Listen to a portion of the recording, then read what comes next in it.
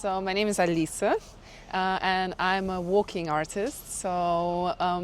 Which actually means that all the work I've ever made are actually walks, and quite often, actually most of the time, it's not just me walking on my own, but it's me inviting others to join for the walks, and it ranges from one-to-one walking performances, big collective group performances, audio walks, sound walks, parkour sessions. Walking scores as well, which you can do in your own time. And it's always happening in the streets, like I'm mostly working in urban spaces, and it questions how the public space operates and how such a simple thing as a walk through the city is never actually simple or neutral, and it brings all the questions of who is walking where, how we connect to places, how the city feels, but also how the city moves us and how we move it. So what would it look and feel like if we were on, we were together on a walking tour with yourself? What would people experience in terms of that? Yeah, it really varies. It's been more than 12 years that I'm making walking art. So I've done projects of all sorts and kinds. It's quite often actually quite slow work. So I would work quite long term in a certain city or in a certain community. I would invite people to join this one-to-one walks, for example. I've done one recently in Leeds where I was inviting people who moved to Leeds from other countries to go on this walk, exploring the theme of home and belonging and how they were starting to make new connection to the place through everyday walks. And I would invite them to choose a starting point for the walk, actually, thinking of a place in the city in Leeds which started to feel like home for them. So we would meet there and then we would go on a wander, having a conversation, and then some of this documentation will later become something that the further audience can experience. Sometimes I've led people on one-to-one blindfolded walks in their own hometown, sort of allowing them to see their own city through a different lens when they actually can't see it, but they can like tune in and trust a stranger to lead them through.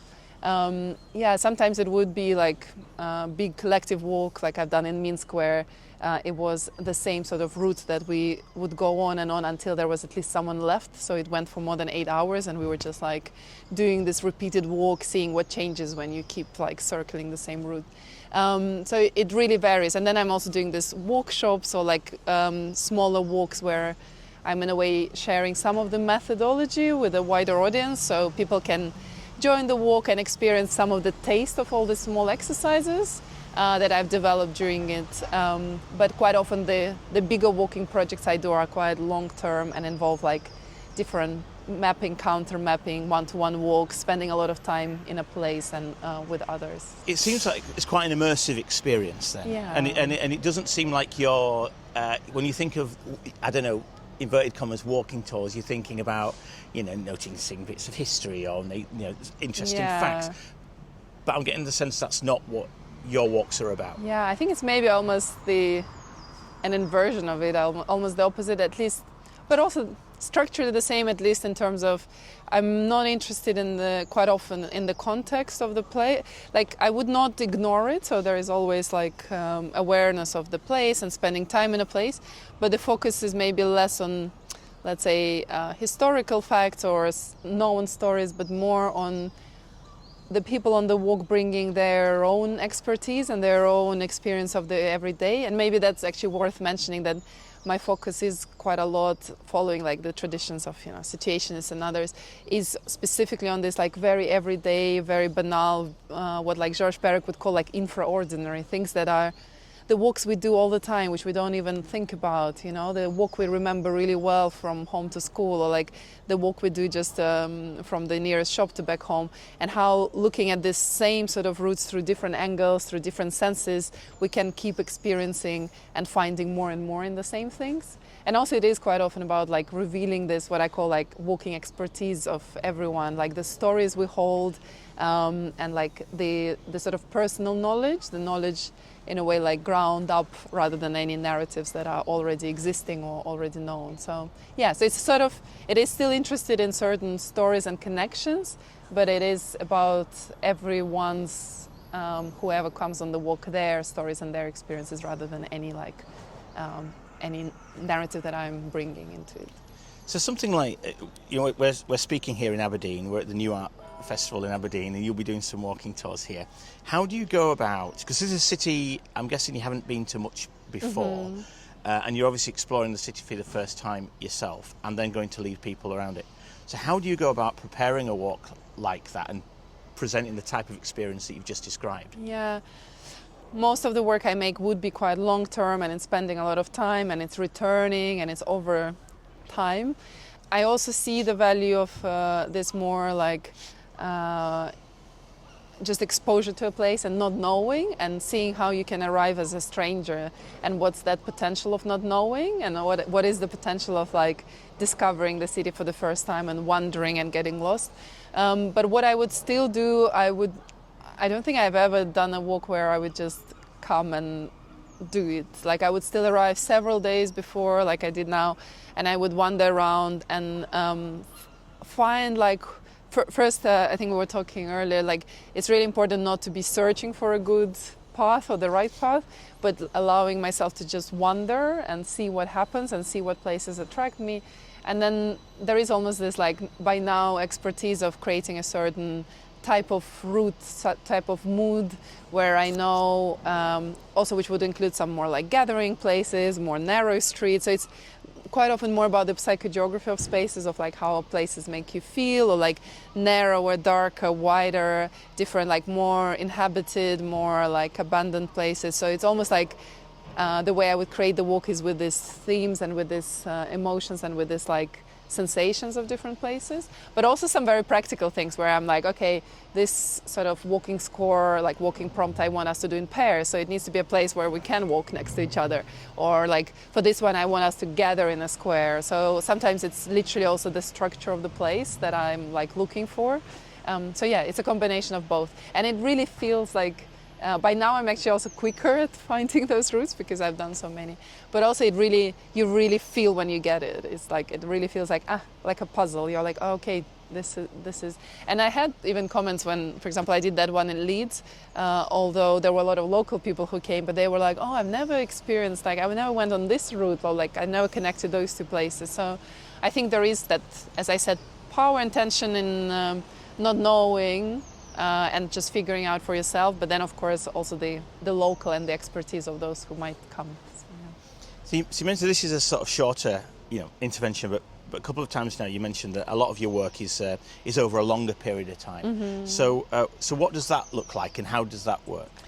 Yeah, so also it's quite often that I make work as artist in residence. So it's quite often like I arrive to a place and I spend a month or several months there. Like the one in Leeds was actually over 3 years, so I was returning there. Or like in Felixstowe, it was like over, I think, half a year.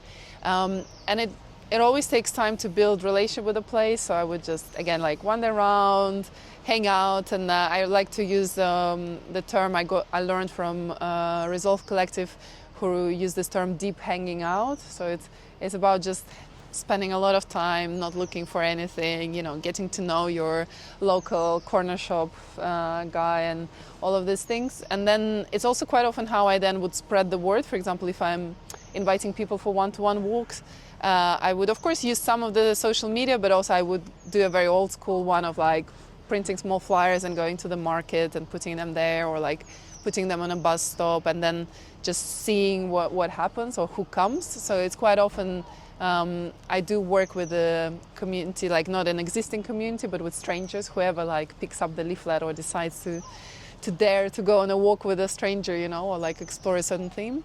And then, or sometimes when I made audio walks, for example, or sound walks, it would be about me spending a lot of time in a place, again, having conversations with people and then creating a certain like route or storyline. I've also experimented with like broadcast and radio walks, so things that actually happen live on stream. So you're experiencing it like this. And then, it always takes some time to also see what's the nerve of the city, or what's like at stake. Like I made the work in Mariupol when it was already, which is now a fully occupied city, but back then it was a war zone. And for example, there I actually made a work where I took myself out of the walk. Because I really felt like it was really almost impossible to offer something to such a complicated and tense space. But because the city became very excluded from the rest of the country because the airport was bombed and the train tracks had to go on big diversions. People were saying how they felt quite isolated, almost like on an island. And so what I did, but it also has a sea access, and so what I organized was this simultaneous distant walks with people in Mariupol. I paired everyone who wanted to go on a walk with someone else in another sea town in all around the world actually, and then at agreed date and time they would both go on a walk by the sea in different cities and then connect either on a phone call or messages. And so it allowed this like simultaneous distant walks to become almost like a portals through this water and the sea. So in a way I almost was not there, but I was only the one who facilitated like the structure. So yeah, I think again in a way cycling back to what I've already said, there is definitely this patience of not knowing and allowing the space to reveal what is it about, what are the nerves or like, you know, the knots of the place, and then sort of trying to unravel them or at least expose them and work with them. So yeah. So in that case where you just described in Mariupol, which seems like a terrifying situation, certainly for the people that were living in that town, but you're essentially providing a distance connection through shared exposure to the sea or what have you, or they're both doing a walk in different places and then connecting. How do you even go about organizing something like that? Yeah, I mean, by now, like, I have a lot of experience, and also what is interesting that all this distant simultaneous walks for me, the practice appeared actually from my lived experience and my community's experiences of borders and distances and not being able to be in the same place at the same time. But then of course during COVID it became really popular, so I had a lot of commissions suddenly because everyone was like, oh, we remember this girl who was doing like simultaneous distant things. So that also took very different shape during COVID. So I was doing a lot of this work where I did this very simple score, but it worked really well, where it was a shared WhatsApp group, and then there would be a walking prompt for this day, and then we would all meet at the same day and time, which is, you know, different time zones, whatever, different cities. And for example, I had one which was, let's say, in response to the fear of touching, because it was like, oh, don't touch public surfaces and everything. But for me, like actually touch and textures is quite a big theme in my walks and in like sensual walks. And so I created this score, which was go on a walk. When you see a surface that attracts you and you would like to touch it, don't touch it, but take a photo of it and send it to the group. And so we went on this like walk where everyone was suddenly sending all these textures from all around the world. And, you know, we were still like being safe within what was safe by then, but it really felt very sensual because you were getting all this like, you know, green grasses, all these things. But then also it sometimes was a really portal into someone else's, you know, urban space, because we are living in such different texture type stones, you know. Here we're in the granite city, it's very different.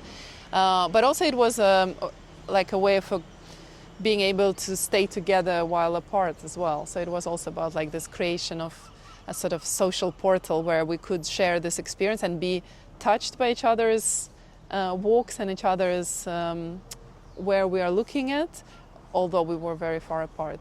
And then it was also just a very beautiful thing to look back. There was all this like, you know, rows of these images from all around the world and different time zones and different times of the day. So yeah, things like this. But yeah, I would say like the range of things I've done is quite big, but walking is always there, either, you know, as a method or as a way of thinking. Because, for example, during COVID, I did something which was actually where people couldn't go for a walk; they had to shield. But I organized walks which I called "Let Me Be Your Eyes on This Walk," where I would connect with them on the phone, and they would be at home with their eyes closed, lying down or just resting, and then I would go on a walk and on the phone describe them everything I see, whatever comes into my vision, you know, which is of course very individual experience because we all see the same walk differently, and I would just go on and invite them to like imagine that and really like be their eyes for them. And I got really beautiful feedback where for some people it really felt like a way of being outside while they couldn't. So yeah, so it can be also metaphorical. It may be not necessarily that the participant is not like walking themselves, but they are walking in their mind or imagination. So. And where does this all come from? You know, what was the spark that lit this love of walking? Yeah, by now I can answer it. Maybe like back in the days I wasn't really reflecting on it, you know, it was just an intention. But I think now I can start to like formulate where it's coming from, and it's definitely influenced by a combination of like actually quite literal factors, like quite technical factors, which I like because it's also like how walking is for me. It's quite a technical, you know, it's a very simple like action. There's no like conceptual thing around it unless you want to add it.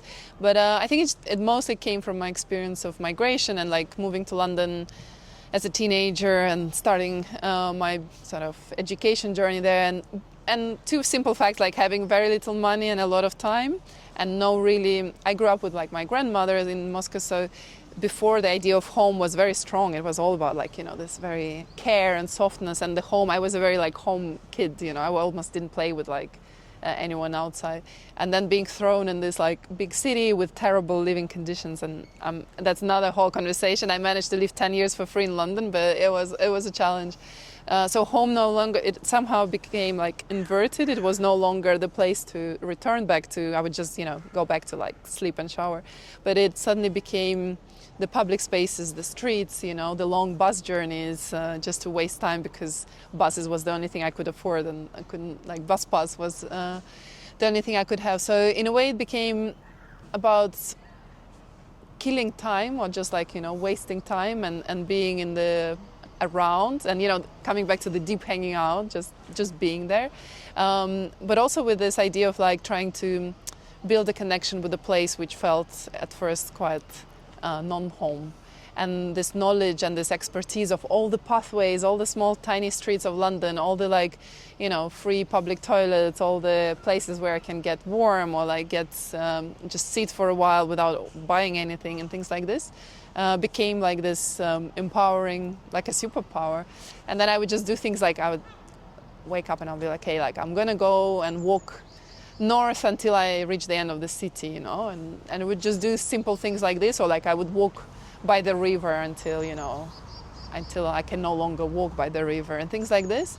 And then during my study I found all this like, you know, situationist practices and psychogeography, and I was like, oh, it's like I'm not alone, people have been doing this in different ways. So yeah, I think that's like the deep roots of it, but also even in Moscow I grew up as this like suburbs. Well, I was living on the very edge of the city near the ring road, so we always would go into the city and then spend a whole day there and then just go home to sleep. Our districts were actually called sleeping districts, because so it's even then there was already this dynamics of, you know, almost like being a hiker in the city, because you're like always, you have everything with you for a whole day, you're not going to go back and forth home, you know. It's like, so you always felt a bit like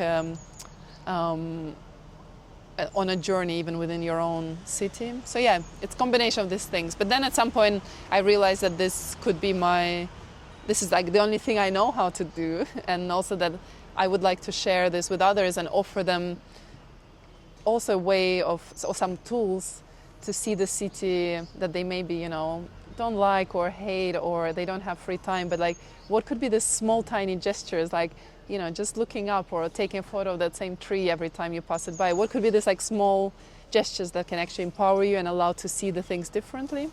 So yeah, I think to finish it quite often comes to the same thought that we have in parkour, which is treat obstacles as opportunities, which is one of like parkour philosophies. So instead of seeing something as just like, oh, I can't do anything about it, which is quite often in the city, right? Like we can't change a lot of things we want to. I can't move something closer or like further. But I believe we can change where we are looking at or how we are moving around it, and then feel more empowered rather than feeling like, I can't do anything about it. So and parkour is a sort of different way of experiencing the city, isn't it? It's using the physical parts of the city in order to move around. And I use a lot of its philosophy in my walks. Like they're not literally using it, but it's a lot about like textures and knowing like how things are, how things feel, how strong things are, can they stay, and like the very sensory feeling of your environment. But it's also about like, you know, desire lines and not following the paths that city tells you to go, because, you know, they are artificial. They are built by people in power or by the city councils, you know, like you have to cross here or you have to walk here. And all this like desire lines, which is another big theme in my practice. You know, all these paths made by just people walking, and I really like the term desire lines, which is actually quite a technical geographical term. That's what they're called, but it also holds this poetic potential of how can you notice all this invisible language of the city, all these like paths where we are actually not walking like we're told to walk, where we decide like I'm gonna shortcut here, or like I'm gonna walk through like I know this gate looks locked but it's actually open. So all this like small disobediences which are not actually which are accessible. You don't need to be like I don't know, physically strong, or you don't have to be very visible, but it's more about like knowing your place and knowing your backyards and back streets. And some people can find it on their own, but sometimes it's this group walks that can allow people to play and to be more brave. And then maybe some of it they will take on their own. So, yeah. I think sometimes you just need the spark to notice, don't you? And it helps to have a guide just to be able to sort of offer something. Yeah. And then they can do whatever they wish with that. They can either do something in the moment, or they can do something with it, yeah, afterwards. Yeah, because some things we do are quite weird, or like they will look a bit weird, you know, like we do backwards walking, or like we go and touch walls, you know. It may look a bit suspicious if you do it on your own, but when you're doing it together, there is this like shared feeling of, and I did this one walk last year for Build Hollywood, and it was like actually 120 people, which I've never done before because my walks are quite intimate usually, and it's like I work usually on very small scale. But I was like, okay, let's just do it, like, and then it actually felt amazing. It was almost like on the edge of like flash mob because it was like a huge crowd, but it was also quite political and empowering because it felt like we could actually like, you know, and we were walking with this like thread connecting us through the city, and it felt like we could change the world in this moment, or could change the city, or like rewire its paths, or rewire the stories, or like how we look at it. So yeah, I think there is potential in both, in this like very personal and small tiny shift where I feel like sometimes my audience would say like, oh, now I never walk that same street the same way. I can always like see all this, and it feels like amazing. But it could also be like things that are more like big scale. But for me, that's not really the focus. It's more like just this offerings and potentials for seeing the place differently, basically. Sounds like there's a lot of performative element there. So the experiential, you know, obviously you described with the string connection there, but also the touching and the experiential type thing. It's a very tactile experience. Well, to be honest, I do come from performance art background, so that's quite literally what I do. So I would say this focus on the body and the presence, and not having anything else, you know. It's just us in the space, you know. What can we do, what can we change, or like how we can change something with just, you know, if we hold hands and walk together, what changes. So there is definitely an element and like commitment to this. I will always, I think, make work which is like in UK we use quite often live art term, which I quite like. It's always about this liveness and not knowing, and the being a bit outside of your maybe comfort zone, you know, or like stepping a bit out, or like, so in a way I find that if someone comes to a walk, they're already almost like, you know, signed the contract that they want to give it a go. So I feel like I'm not there to convince them of anything, but if you came, like, we're already in it together, so we're gonna see how it goes. But I'm usually not trying to, that's why I use this term walking score, or sometimes walking prompt, because all these instructions I give, they are like scores, but everyone will interpret them or do them differently. So there is always quite a lot of open space for how you would do it. And it would always differ for people depending on their, you know, on their body, on their gender, on their, like all the things come in once you're walking in a public space. So it will never be the same experience, even if we're walking together, which is why I like making that work. Yeah. Thank you.